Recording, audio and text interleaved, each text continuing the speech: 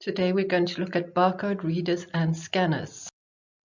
The objectives describe the principles of operation of the following direct input devices: barcode readers, scanners, QR code scanners, digital cameras, which we will cover next time. Describe how these principles are applied to real-life scenarios. Thinking of the input, process, output, and storage model which you've learned with the computer, we are now busy with inputs. Now, input devices transfer data from the source in the outside world to the computer. It could be a manual input device like your keyboard or your mouse or your touchpad. But today we're looking at automatic devices like scanners and barcode readers. So the barcode reader.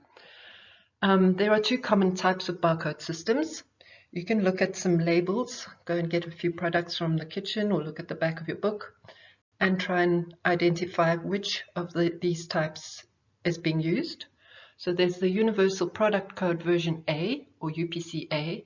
This is used in retail and warehousing, and we'll look at this one in more detail in further slides. Then there's the code 128, which is doesn't have all the bumps at the bottom. It's more like one long horizontal set of stripes.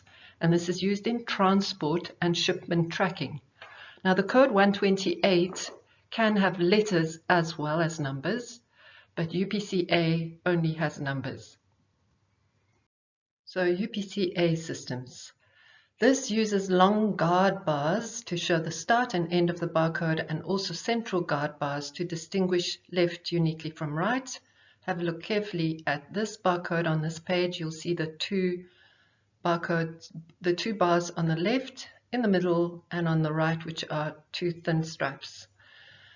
The left number is the manufacturer number, the right one is the product number. I'm not going to read the central paragraph now because it's just very confusing, and the following slides explain it much better anyway.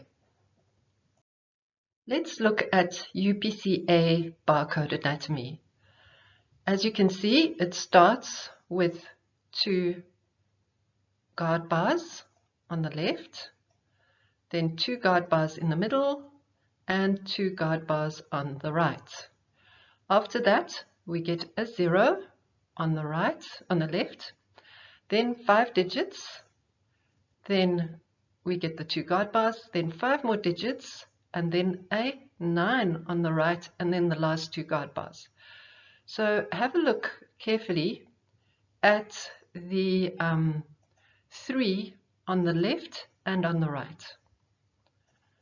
So over here, this 3 and this 3. Can you see that the stripes that represented, which are highlighted here on the left and here on the right, each number is represented by two stripes. So on the left, they've blown it up over here on the right hand side of the page. So on the left, we have, I can't tell, it's about 4 black bars together, merged together to make a thick black bar, and then one thin black bar. Whereas on the right, the same number 3 is represented by a completely different pattern. It's two thin black lines represented by, separated by 4 white bars, which are merged into a thick white bar. So let's look at the next slide and see how this works. So let's look at more detail. These are the codes and the way that they are represented on the left and on the right from 0 to 9.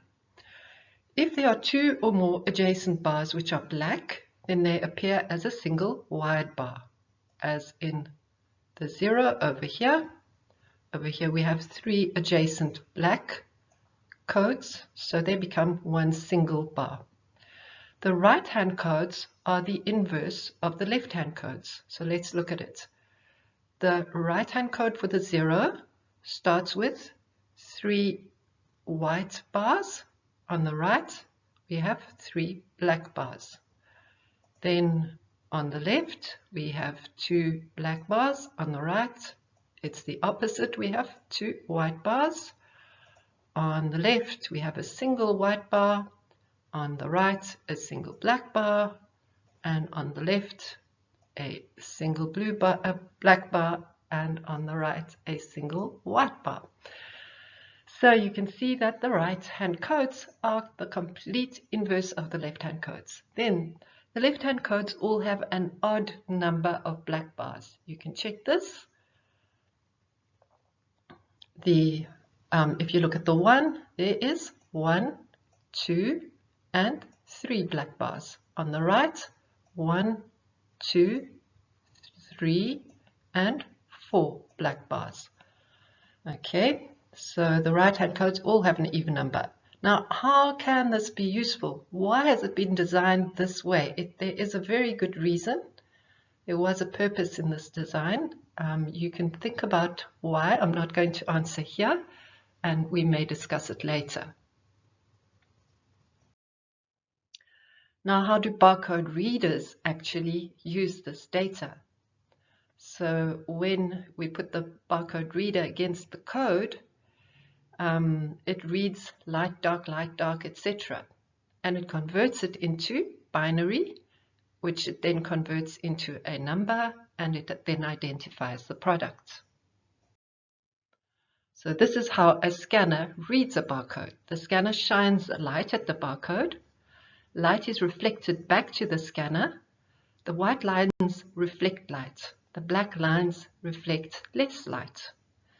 Then photoelectric cells in the scanner detect the light. The pattern of lines is converted to digital values, binary, and then the microprocessor interprets the data. Let's look at QR codes or quick response codes. Now, QR codes are actually just two-dimensional barcodes. So it's going in the horizontal and the vertical direction. That's why it's two-dimensional, but it's actually, there are barcodes designed into there.